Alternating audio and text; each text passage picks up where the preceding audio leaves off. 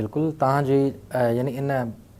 मूंखे यादि थो अचे त 60 वारे ॾहाके में बि तव्हांजूं गिटार सां गॾु तस्वीरूं आहिनि, तव्हांजूं कीबोर्ड सां गॾु तस्वीरूं आहिनि।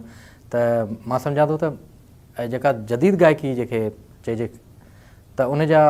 बुनियादु रखंदड़ तव्हां आहियो जेसि ताईं मूंखे यादि थो अचे।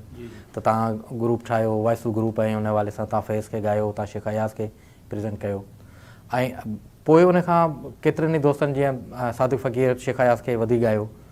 त सभिनी फॉलो कयो उन घस खे जेको तव्हां माण्हुनि खे ॾिनो। त हाणे असां दोस्तनि खे इहो ॿुधाईंदासीं त उन दौर में जेके नयूं नयूं कंपोज़िशन साईं जिन ठाहियूं ऐं उहे आम मक़बूलियत माणे चुकियूं हुयूं ऐं हाणे बि उहे मक़बूल आहिनि, त साईं उहे कहिड़ियूं कहिड़ियूं धुनूं या हाणे जो टाइम वॾो थी वियो आहे, 80 ऐं 1980 ऐं 2021 वॾो अरसो आहे, 40 साल थी विया। पर थियो ईअं त मसइलनि असां जॾहिं वॉइसिस जी कैसेट कई हुईसीं त असांजा जेके मुंहिंजा ख़ासि तौर ते जेके इनक़लाबी गीत आहे उन्हनि हवाले सां पोइ असांजे असलम अज़हर, मंसूर सईद, ॿियनि बि सभिनी इहो ई सोचियो त भले फैज़ जा बि अहिड़ा क़िस्म जा, त फैज़ खे बि असां उन कन्वेंशनल अंदाज़ में न ॻायोसीं, असां उनखे बि उन अंदाज़ में ॻायोसीं जेको असां जदीद बोल के लब आज़ाद हैं तेरे, बोल ज़बां अब तक तेरी है, अहिड़े नमूने बोल बोल बोल। हाणे उहो जेको लहजो आहे हुनजो फैज़ खे तव्हां ॿुधो न, त नरम लहजे जो शाइरो,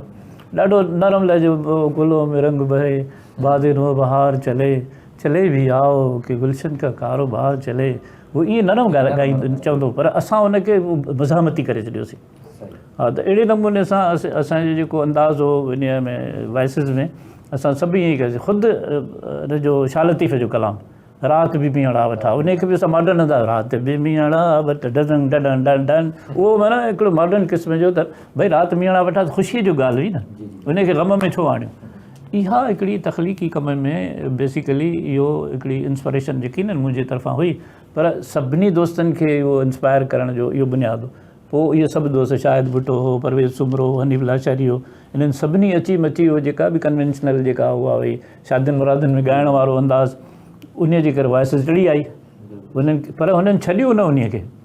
छाकाणि त असां ॾिठोसीं त वॉइसिस में असांखे एॾो फ़ाइदो न पियो थिए। फ़ाइदो इन जे करे भई हिकिड़ो ॻाइणो जेको कंहिं महफ़िल में वञे थो 5,000 कमाए थो अचे, असां सभु 7 ॼणा वञूं ऐं असांखे 400 रुपया मिलनि रुॻो सुज़ुकी जे भाड़े जा, त पोइ मां त ख़ैर चई नथो कुझु करे सघां, या शायद भुट्टो चुप थी वेंदो, पर जेके असुलु ॻाइणा हुआ उन्हनि खे त रोज़ी रोटी त उन्हनि जी हुई न, उन जे करे इहो वॉइसिस जेको आहे न उहो घणो कामयाबु न थी सघियो।